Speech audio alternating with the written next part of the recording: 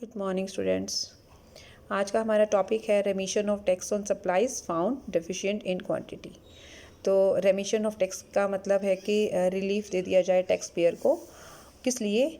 Supply of goods पर अगर supply of goods यानी कि गुड्स की जो आपूर्ति है, हम उसे आपूर्ति बोलेंगे, जो गुड्स की सप्लाई है उसके अंदर अगर नेचुरल रीज़न की वजह से, नेचुरल कॉज की वजह से, किसी प्राकृतिक कारण की वजह से अगर सप्लाई की मात्रा में कमी पाई जाती है, in that case tax payer has a right to take the remission of tax from particular authority, यानी गवर्नमेंट से उसको रेमिशन का राइट है। तो सेंट्रल और स्टेट गवर्नमेंट में provide the remission of tax on such supplies, ऐसी supplies जो पाई जाती हैं क्या डेफिशिएंट, यानी उसमें कमी पाई जाती है उनकी मात्रा में, in quantity, right, due to any natural cause, किसी प्राकृतिक कारण की वजह से। दूसरी बात, जो रेमिशन ऑफ टैक्स किया जाएगा उसका जो परसेंटेज फिक्स किया जाएगा, उसके बाद उस परसेंटेज के अलावा उसको और किसी भी तरह का रेमिशन अलाउड नहीं होगा। ठीक है, तो बियॉन्ड विच नो सच रेमिशन चल बी अलाउड, जो लिमिट फिक्स कर दी गई उस लिमिट तक ही रेमिशन होगा, उसके अलावा नहीं होगा। रेमिशन की जहाँ तक बात है हम बता चुके हैं, रेमिशन का मतलब है टैक्स पेयर को रिलीव करना टैक्स से, relieving the tax payer from, किस चीज़ से? ऑब्लिगेशन, जो उसकी लाइबिलिटी है, किस चीज़ की लाइबिलिटी है, उसको क्या करना है? टैक्स पे करना है। कहाँ पे? ऑन गुड्स, गुड्स के ऊपर टैक्स पे करना है ना, व्हेन दे आर लॉस्ट। लेकिन अगर वो डिस्ट्रॉय हो गई हैं, लॉस्ट हो गई हैं due to any natural cause, ठीक है, अगर कोई प्राकृतिक कारण की वजह से वो नष्ट हो गई हैं या कमी हो गई है, उसमें कम मात्रा में मिली हैं, देन रेमिशन ऑफ टैक्स जो है वो अलाउड है। तो रेमिशन जो है वो कुछ पर्टिकुलर कंडीशन के हिसाब से किया जाता है, जो लॉ के हिसाब अकॉर्डिंगली है, और इसके संबंध में कुछ रूल्स बनाए गए हैं। ये एक तो क्वेश्चन है इसके साथ ऐड किए हुए हैं, इसको हम पढ़ेंगे और इससे हमारे पॉइंट्स जो भी हैं, जो डाउट्स हैं, हमारे क्लियर हो जाएंगे। जैसे पहला क्वेश्चन वो बोल रहा है, whether such type of remission is allowed under GST law. Definitely such type का मतलब जो अभी हम बात कर रहे थे रेमिशन ऑफ टैक्स की, वो कह रहा है या पूछ रहा है कि क्या जीएसटी लॉ में इस तरीके का रेमिशन अलाउड है। डेफिनेटली अभी हम बात कर रहे हैं ना, रेमिशन ऑफ टैक्स अलाउड है। तो जो सेक्शन है इसका, सेक्शन 11 है, उसके अंतर्गत यानी कि गुड्स एंड सर्विसेज टैक्स के सेक्शन 11 के अंतर्गत हमें इस तरीके का रेमिशन of tax on such supplies which are deficient in quantity, okay, because of any natural reason, that is allowed।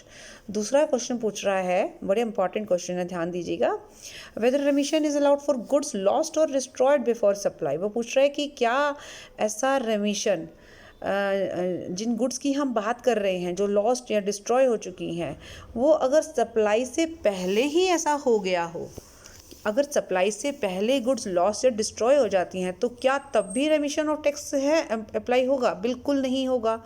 देखिए, रेमिशन ऑफ टैक्स को हमने किस चीज़ के साथ जोड़ा है? सप्लाई के साथ जोड़ा है।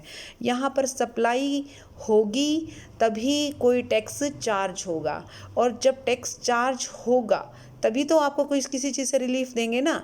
जब सप्लाई ही नहीं हुई तो कोई टैक्स बना ही नहीं, जब टैक्स ही क्रिएट नहीं हुआ तो रिलीफ किस चीज़ से? तो वही बात है।